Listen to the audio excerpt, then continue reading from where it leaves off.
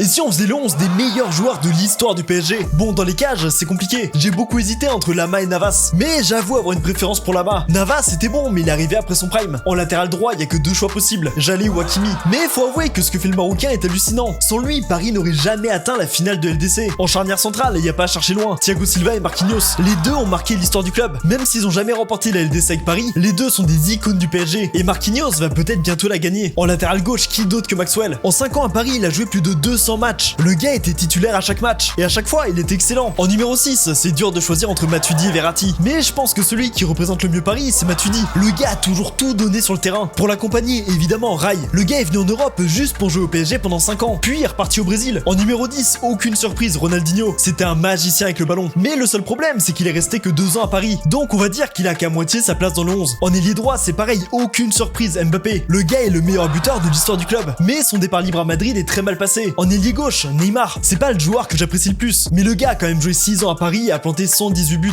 Donc ouais, même s'il a souvent été blessé, il a sa place dans le 11. Avant de te parler du buteur, abonne-toi, tous les jours je te parle de foot. Et pour finir, c'est dur de choisir, mais j'avoue avoir une légère préférence pour Cavani. Le gars a toujours été humble et très bon sur le terrain. Abonne-toi, on est bientôt 100 000.